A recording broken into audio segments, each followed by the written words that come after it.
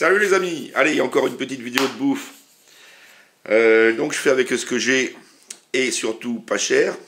Donc il y avait une promo il n'y a pas longtemps, Royal de porc et autres. Alors 2,29 € le kilo pour tout vous dire, voilà. Ça fait pile 1 kilo, ça, un petit peu plus. Recette avec des pommes de terre. Ah.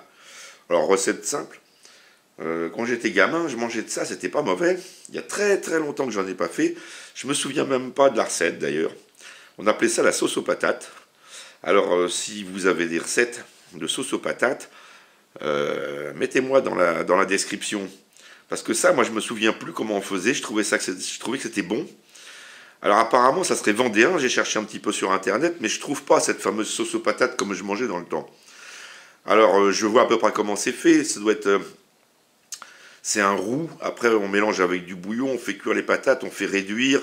Je me souviens qu'il y avait des morceaux de cornichons dedans parce que c'était légèrement vinaigré.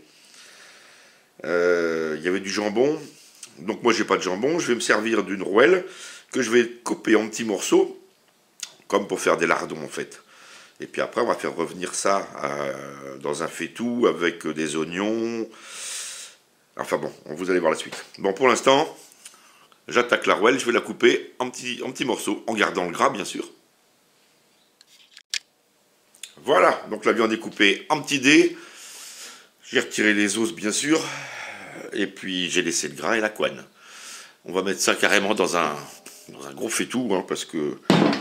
Alors c'est pas que j'aime pas faire la cuisine, mais j'aime bien, mais de temps en temps quoi, j'ai autre chose à faire. Ce que je préfère c'est faire en grosse quantité.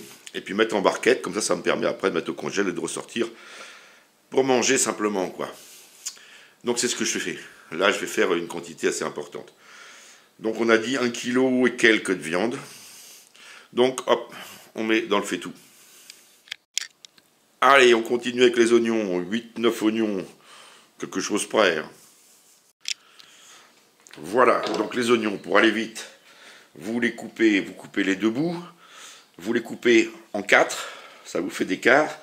Et après, c'est facile à éplucher parce que vous prenez là, et puis voilà, hop, en une seule fois. Là, je me suis raté, mais normalement, en une seule fois, voilà.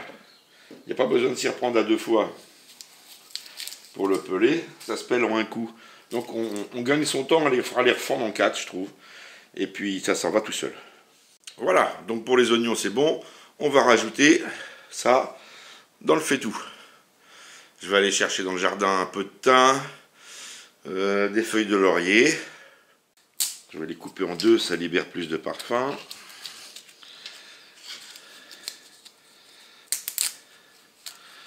Voilà, du thym, je ne vais même pas l'attacher, je vais le mettre comme ça.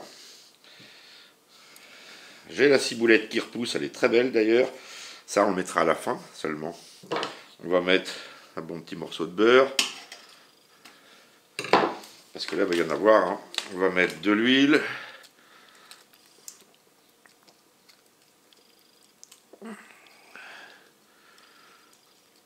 Hop. Et on va mettre ça sur le feu. À feu vif pour commencer, pour que ça réchauffe un peu. Et puis après, je vais le baisser. Et on va faire suer l'oignon. Et puis colorer le porc, bien sûr. Et puis je vais passer aux pommes de terre que je vais commencer à peler et à découper. Voilà, vous entendez peut-être, ça crépite. Donc il faut tourner bien sûr là. Là il faut tourner. Tiens, en attendant, je vous montre ma cuillère. Alors ça c'est une grosse cuillère que je me suis fait. Elle est en châtaignier. Alors châtaignier c'est facile. C'est la voliche que vous avez sous les tuiles. Donc si vous avez une vieille maison ancienne ou vous passez à côté d'une ruine ou n'importe quoi, vous récupérez un morceau de voliche. Ça fait environ 1 cm d'épaisseur, donc l'épaisseur est déjà là. Vous n'avez plus qu'à mettre un coup de scie dedans, une scie sauteuse. Puis après avec du papier de verre ou n'importe quoi, ou une ponceuse électrique. Hein. Puis voilà, avec un petit trou, une cordelette. C'est super solide. Puis c'est indestructible en châtaignier. Surtout quand on fait cuire des trucs avec de l'huile, ça s'imprègne dedans. Après, c'est super indestructible. Génial. Mais à Noël, voilà, mon beau-fils à Noël, il m'a acheté un tablier. Enfin, il m'a fait faire un tablier plutôt. Voilà. Alors vous allez reconnaître. Hein. Voilà. Alors à l'effigie de la cuisine de Lolo. Et puis là, il avait retrouvé des photos dans mon ordi. Donc là, c'est moi devant mon barbecue. Et puis là, bah, j'étais à la chasse, j'avais tué un chevreuil. Là, mon barbecue. Et puis là, c'est le logo de ma chaîne de cuisine. Voilà, il m'a fait ça sur un tablier, un beau tablier noir. Alors Yo-Yo, ben, je te l'ai jamais dit, je l'avais jamais mis dans une vidéo. Ben voilà, je voulais te faire un gros bisou pour ça parce qu'il est super. Et je l'utilise, tu vois, aujourd'hui, je l'ai sur moi, donc je vais le remettre. Allez, on continue la recette. Bon, voilà, je viens d'éplucher 2,5 kg de patates. Et puis, je viens d'arrêter le feu sur le faitout. Je vous montre le faitout. Donc voilà, ça a bien sué, les oignons ont bien réduit, ils sont translucides, la viande a bien blanchi. Voilà, c'est limite d'accrocher d'ailleurs.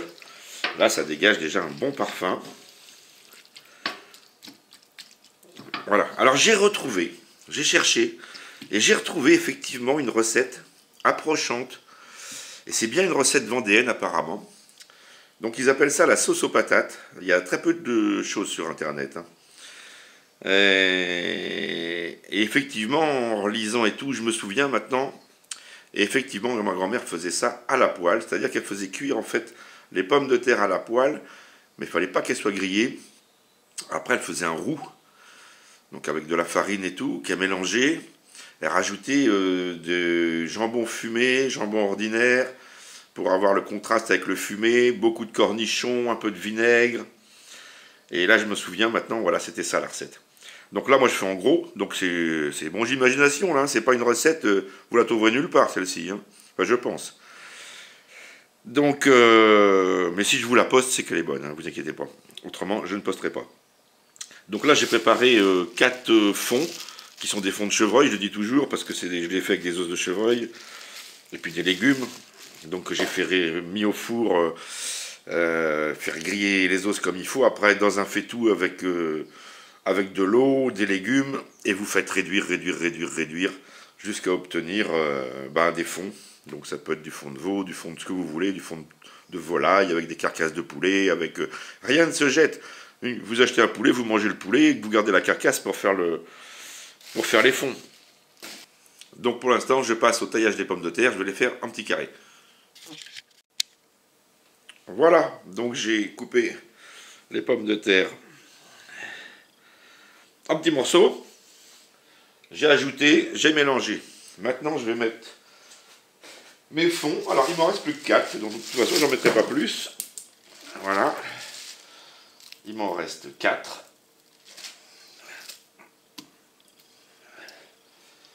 Voilà. Et on va rajouter de l'eau chaude. Alors combien, j'en sais rien. Pour l'instant, j'inverse.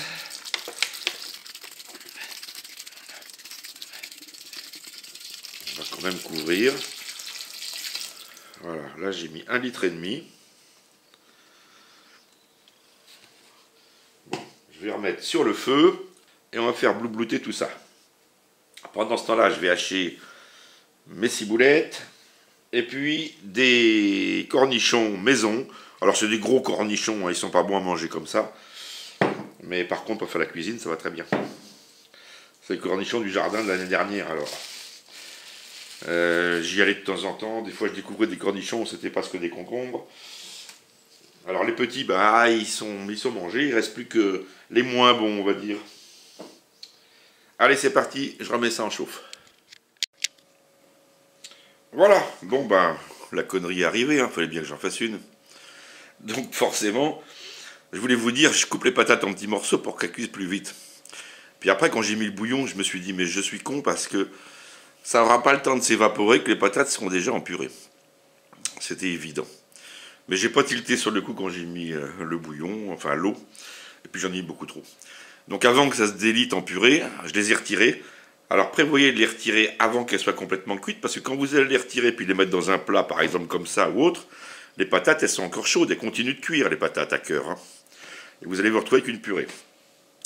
En attendant, j'ai coupé des cornichons, que voilà. Alors on va les mettre tout de suite, parce que j'ai besoin de la casserole pour faire la sauce en plus. Voilà, j'ai coupé des fines herbes. Normalement dans la recette il y a de l'ail, mais comme j'en ai plus trop, et puis que j'ai des bonnes ciboulettes, Les ciboulettes iront très bien. Alors j'ai goûté les patates, hein. J'allais dire putain, pas de gros mots sur YouTube, mais qu'est-ce qu'elles sont bonnes. Avec les morceaux de viande, le bouillon et tout, les patates elles sont divines. Puis la viande aussi d'ailleurs. Donc je vais faire une petite sauce pour lier ça, donc je vais faire un roux. Alors un roux c'est pas compliqué. Vous mettez autant de beurre que de farine. Donc vous prenez une casserole dans ce style-là. Vous mettez, si vous mettez 50 grammes de farine, de beurre, et ben vous ferez 50 grammes de farine et ainsi de suite. Donc il suffit de faire fondre le beurre. Une fois que le beurre est fondu, sans qu'il brûle, vous allez rajouter la même quantité de farine, le même poids de farine, et vous allez remuer avec un fouet, sans s'arrêter, autrement ça accroche. Ça va vous faire une pâte, et après vous allez l'allonger avec de l'eau, ou là, ce que je vais faire, c'est que je vais récupérer le reste du bouillon. Alors il en reste pas beaucoup, j'ai 3-4 cm dans ma grosse casserole là. Donc je vais utiliser ce restant de bouillon pour le diluer, et puis ça va me faire une sauce, une base de sauce épaisse, que je vais rajouter donc à ma préparation. Et puis après je vais pouvoir le mettre en barquette, puis que ça refroidisse, parce qu'autrement les patates elles vont devenir purées. Voilà, donc c'est parti. Donc là, c'est du beurre doux. Donc je vais bien mettre, je vais bien mettre 100 grammes de beurre. Donc d'après ce qu'ils disent, de coche, 100 grammes, ça fait à peu près ça. Hop. Voilà. Donc là, 100 grammes à peu près. Et on va mettre 100 grammes de farine. Et on va remuer. Et je vais allonger avec le bouillon. Alors ça, je ne vous montre pas parce que mon gaz est crado. Et puis, de toute façon, les recettes de roux, vous en avez plein sur YouTube. Roux blanc, roux brun. Donc en fait, c'est une question de cuisson si vous voulez qu'il soit plus foncé. Ça lui change un petit peu le goût, mais très peu en fait.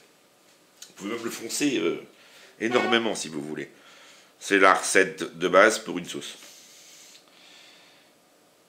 Donc là, je fais mon roux. Et puis je vous reprends tout de suite. Bon, bah en fait, tout se passe bien, parce que je viens de faire mon roux avec 100 g de beurre, 100 g de farine. Je l'ai allongé avec le restant du bouillon. Et puis voilà, ça me fait une bonne casserole. Et en fait, bah il n'y a plus rien. Voilà, le fait-tout est vide. Donc j'ai utilisé tout le bouillon pour faire ma sauce. Donc c'est parfait. Le hasard fait bien les choses. Ah, c'est pas le hasard. Je savais qu'il fallait en faire quand même pas mal parce que pour mouiller tout ça. Alors maintenant je vais l'améliorer parce que c'est pas assaisonné là bien sûr. Alors les bouillons étaient assaisonnés, donc ça a quand même du goût déjà. Hein. Mais ça va manquer de sel, de 5 baies. On va rajouter du persil. Voilà. On va rajouter des 5 baies. Il faut bien ça. Voilà. Après, on va rajouter du sel.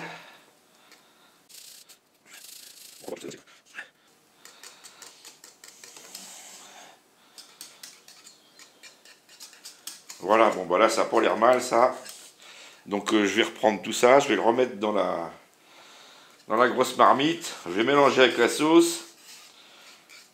Et puis après, bah déjà, je vais m'en faire une petite assiette. Et puis après, je mets en barquette. Tout simplement. Ah, je voulais rajouter cette sauce anglaise là. Parce que je la trouve super bonne. Alors, je vous la mets là. J'espère qu'on va voir. Parce que le projecteur, il n'est pas très haut. J'en ai plus qu'un. Alors ça, c'est sympa. Franchement, c'est sympa cette sauce anglaise là. Donc ça, je vais en mettre. Je voulais mettre du vinaigre balsamique au début, puis couper avec un petit peu de vinaigre. Mais pas du tout. Ce que je vais faire, c'est ça.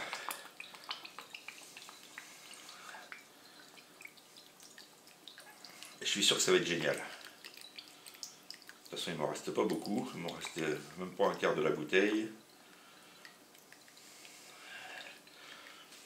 Ouais, vu ce qu'il y a, je mets tout.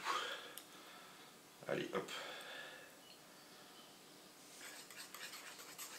Là, je suis sûr du résultat avec ça.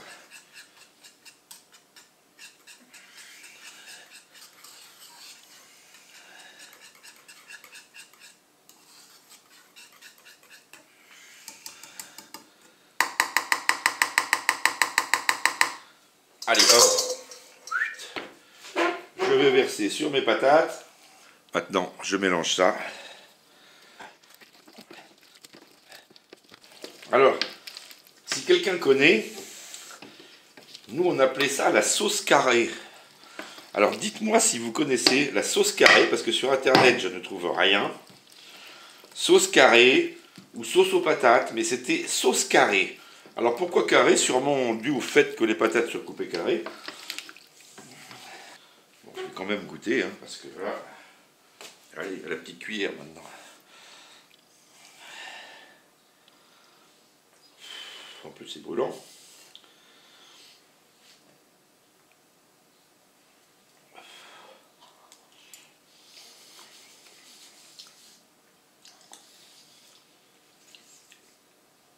Ah bah c'est divin. C'est extra bon. Super. Là je suis content. Franchement, vous voyez, je suis content, c'est pas tout à fait ce que ma grand-mère faisait, mais ça s'approche étrangement. Mais on y est presque. Mais c'est aussi bon. Franchement, c'est aussi bon.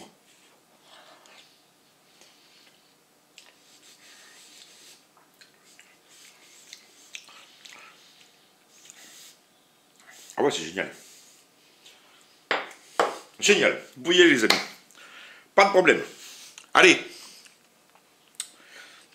J'emballe, je vous ferai une petite photo après, quand tout est emballé. Après, je vais laisser refroidir et ça passera au congèle. Voilà. Bon, je vais pas faire énormément de barquettes, mais ça va me faire quelque part pour un petit moment quand même. Puis en plus, c'est super bon. Alors franchement, je ne regrette pas le temps que je viens d'y passer. Allez. Voilà. Bon, bah maintenant, c'est l'emballage. Donc vous voyez, je prends des boîtes comme ça pour ceux qui ne savent pas, qui sont nouveaux. J'achète des boîtes comme ça qui font 375 cm3. Puis je les remplis bien, puis ça fait une bonne part. Hein. Quand vous avez mangé ça, vous êtes rassasié, il n'y a pas de problème. Donc voilà, ça va me faire... alors j'ai pas... Ouais, je vais en avoir entre 10 et 15 boîtes. Plutôt près de 15, je pense. Tiens, je vous montrerai en même temps, j'ai fait des faillots l'autre jour, j'en ai fait 32 boîtes comme ça. 32 boîtes de faillots j'ai fait. Je vous mettrai dans la vidéo un petit extrait. Allez, un petit bonus. Donc là, j'ai fait en grosse quantité. J'en ai fait 8 boîtes. 8 boîtes de 500 grammes, haricots secs. Donc ça fait 15,6 kg avec les lardons, les oignons, les carottes, le gras. Enfin bon, voilà. Puis j'ai mis ça en barquette. Donc les barquettes font 400 grammes. Puis là, j'en ai 36. Mais j'en ai donné à mon voisin. Et puis j'en ai mangé hier. Bonne assiété. Voilà, donc voilà.